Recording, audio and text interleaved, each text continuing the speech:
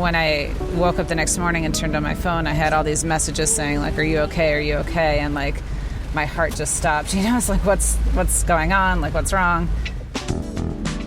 Meet Palle Bo, a full-time traveler and digital nomad from Denmark on an epic journey around the world. This is the Radio Vagabond. You are listening to the Radio Vagabond, this time from Boston. Brought to you in part by Hotels25.com. It's a website that helps you find the best prices on hotels and guest houses and hostels around the world in one simple search. Hotels25.com. Boston is a nice city with a lot of life and street music. It is quite remarkable. They have a TV series, a very popular one that's running from, I think, 82 to 93. So mainly in the 80s. And here, more than 30 years later, the place is still packed. Sometimes you wanna go where everybody knows your name.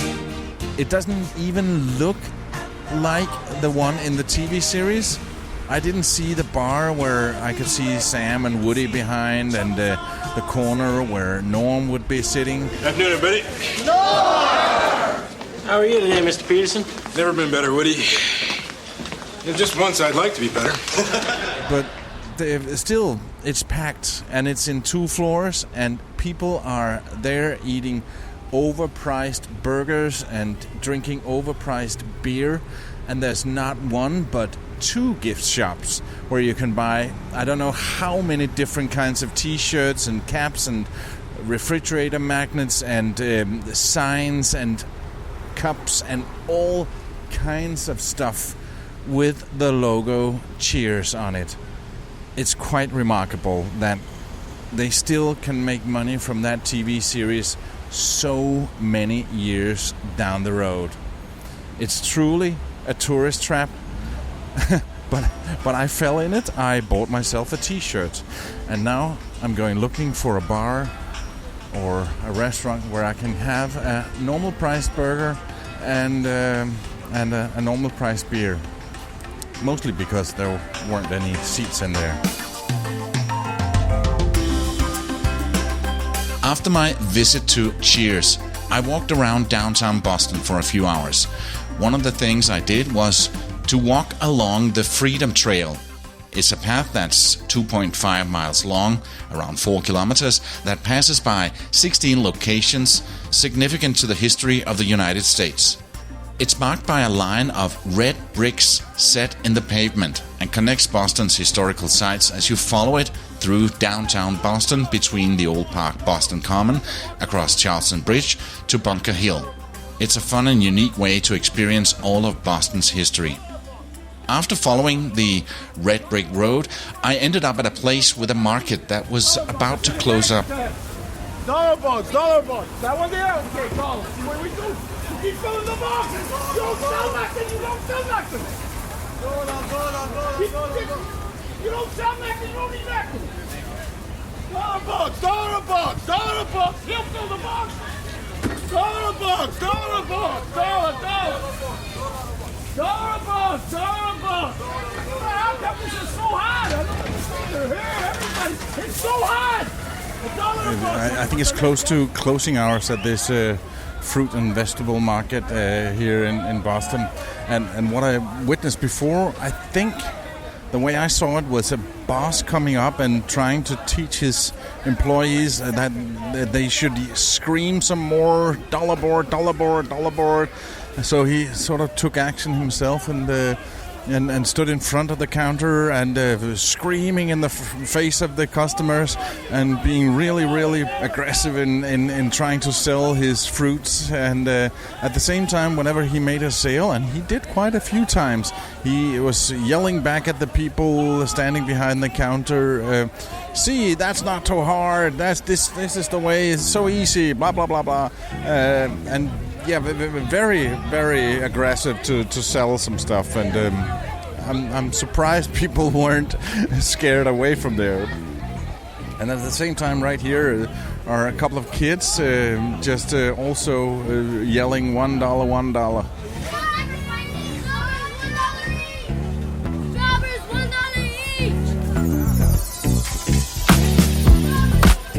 I've received a wonderful letter from a listener. Dear Palle, first, just a little presentation. My name is Nita, I'm 36 years old and a regular listener of your podcast. Especially right now, when I'm on maternity leave from my job as a high school teacher in Aalborg, Denmark. I have now, again, run out of podcast episodes about your life as a digital nomad. I've been listening to them and following your journey since the beginning. In June 2016, I became a mother for the first time, and your podcast became one of the things I filled the time with during breastfeeding, diaper changes, walks with the pram, and so on. Right now I'm on maternity leave with my third child, and I've caught up with your episodes from the times when I haven't had much time to listen. When I listen, I often think of my career as a mother has coincided with your nomad career. I listen, among other things, because I like to travel myself to countries that are not destinations for large tourist groups. And in that context, I especially like to get to know something about the culture, which is most easily done by getting in touch with the locals, something you do a lot. I definitely hope to be able to make more use of different forms of living when I'm traveling in the future.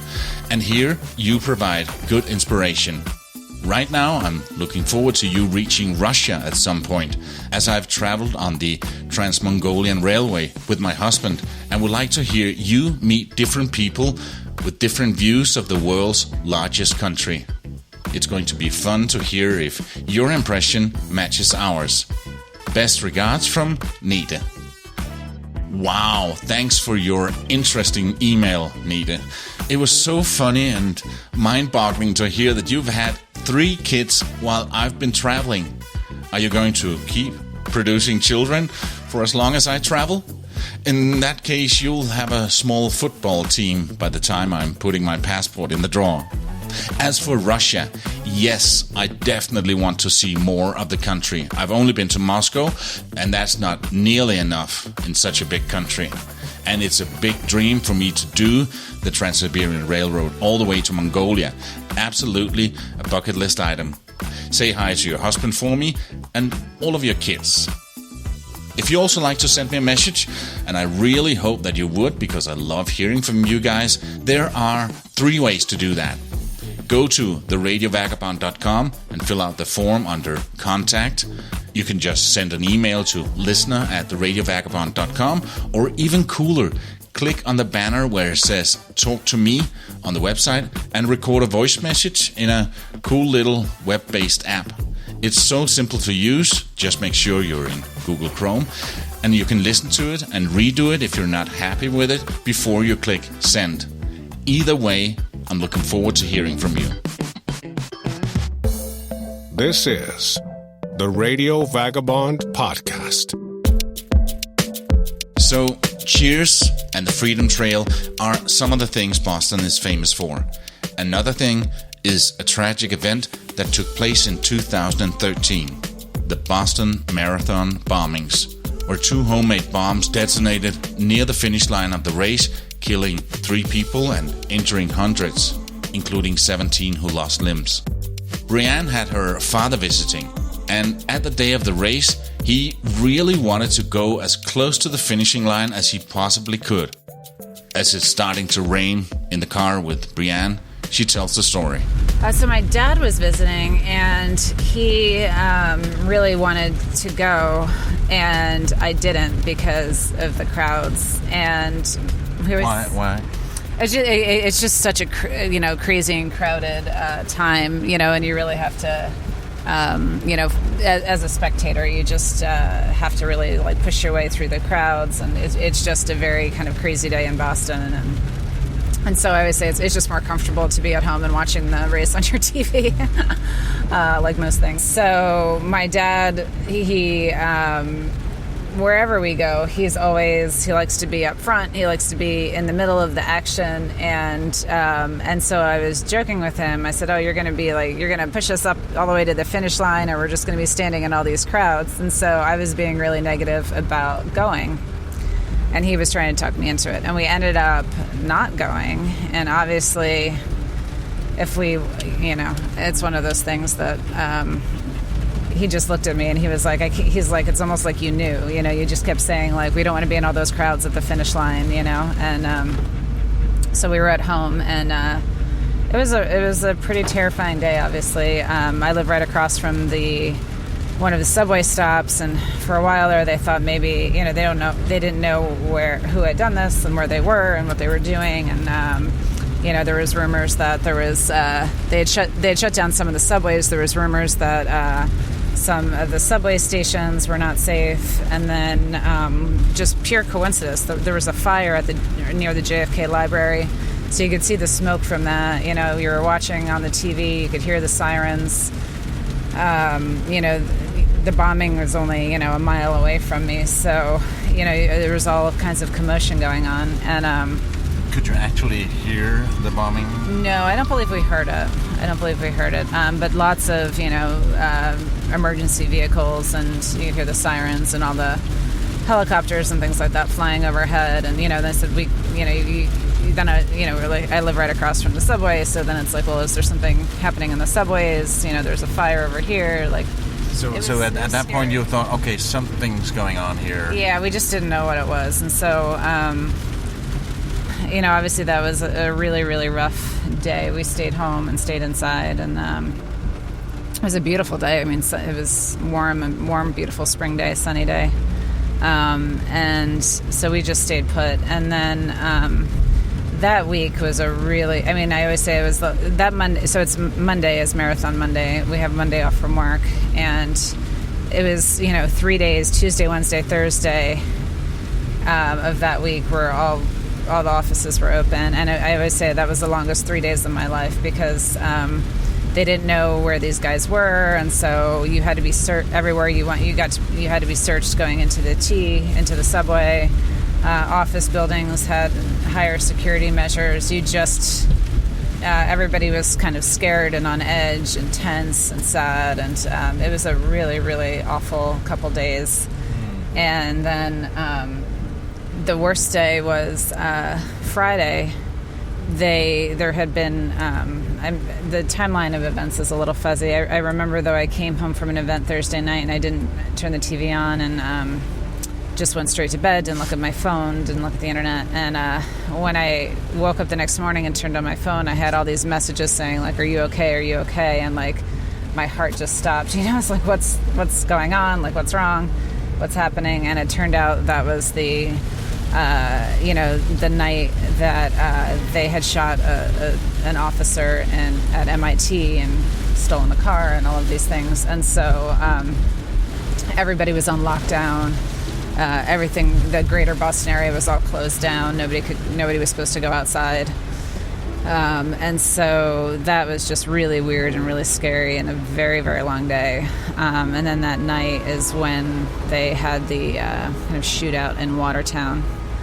And they ended up, obviously one of the perpetrators ended up dying, and the other one they took into custody. But and my neighbors and I, we were all stuck inside all day, and so we kind of it was a bizarre kind of watching everything unfold real time on the TV. Like, it was very strange how that happens now.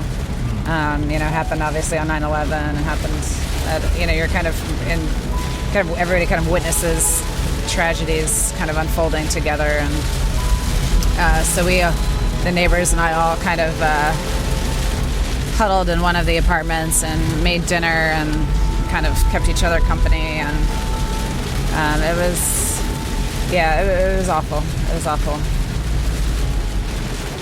But there's nothing that can bring back the young people that were killed, and they were all young. So one was a child. So I saw the movie recently. Did you see it? I did. No. I don't know if I could. Yeah, I don't know. I don't know if I could do that. Now it's raining really hard. Geez. You can't even see. Oh my goodness. All right, now we're gonna get wet. The movie I mentioned that Brianne doesn't know if she's able to see is called Patriots Day. I've seen it and found it very interesting. Have you ever wondered what the places in this podcast actually look like? I have. So, I started following the Radio Vagabond on Instagram, simply by searching Radio Vagabond. Okay, now I've got the car that is going to be my home for the next a bit more than a month. I'm going to be driving all over New England, and I'm starting my road trip tomorrow, and I'm finishing in a month and a few days in Finger Lakes in Corning, in upstate New York, where I'm going to a conference. So this is a very, very nice car, a very beautiful, brand new Kia Optima. And right now I'm in front of Brianne's apartment, looking for a place to park. Okay, take a right. I just texted Brianne, said, "Where did you say I could park?" And she said, "Go to the end of this street, take a right, then a first left. You can see cars lined up on the right alongside." Okay, I'll try that. The morning after my last night with Brianne here in Boston, I got into my rental car that I ended up parking illegally on the street corner, and started my month-long road trip here in the northeastern part of the U.S. If you look at a map and see Boston, just south of Boston, there's a piece of land going out. It looks a little bit like a hook going out from the southern part of the state, and it's called Cape Cod. I've been doing a road trip today to the tip of Cape Cod, and now I'm heading back. It's really kind of a holiday beach area, and since this is high season, it's also very expensive to live there, so I chose not to stay there. Instead, I'm now driving back, not to Boston, but to the smallest state in the U.S., and my second state here on my New England tour. It's called Rhode Island. And I'm staying very close to the capital of Rhode Island, called Providence. And actually, while I'm driving here today, I'm listening to a podcast called Crime Town about Providence and the things that went on there, especially in the 70s, 80s, and up into the 90s. It's a very, very interesting podcast from Gimlet Media, and it's about the whole organized crime. When you look at the Cosa Nostra organized crime back in the day, there was New York, there was Chicago, and then there was Providence. Of all places, this small city in the smallest state was really one of the three major places for organized crime. And this podcast tells the story. It also tells the story of the mayor. He was a mayor, I think, for 21 years. Even though he was corrupt and affiliated with the mafia in some ways, he was very popular back in the day. Did he kick you? Yes. Where did he kick you? On my right chin. Did he try to burn you with a cigarette? Yes. Did you have a cigarette burn on your face after the incident? Yes, in my left eye. At some point, did the mayor swing a fireplace log at you? Yes. This is a transcript of grand jury testimony from a victim of a brutal assault. An assault committed by the mayor of Providence, Rhode Island. Yeah, that's right, the mayor. A mayor in his 9th year in office. A mayor named Vincent Buddy Cianci. The mayor of a major American city, kidnapping and torturing a guy. Weirder still is what happened next. Buddy ran again. And he won. That was a part of the opening seconds of the first season of the Gimlet podcast, Crime Town. I put a link to it in the notes for this episode. It's really interesting, especially right now when I'm driving into Providence, Rhode Island, where it all took place. Travel is possible at any age. Your sense of adventure is just over the horizon. So, reach out and grab it.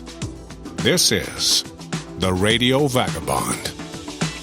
This episode is brought to you in part by Hotels25.com. It's a website that helps you find the best prices on hotels around the world. Hotels25.com. So now, my road trip has begun. I'm also doing a stop in Canada, but before I cross that border, my trip will take me through all the 6 states of New England. I'm going to spend nights in the following places: Providence, Rhode Island, Colchester, Connecticut, Wakefield, Massachusetts, Durham, New Hampshire, Cherryfield, Maine, Lunenburg, Vermont, and Burlington, Vermont. There are so many adventures ahead and meetings with a lot of new friends, and I'm so looking forward to that. My name's Palabo, and I gotta keep moving. See ya. Produced by RadioGuru.co.uk.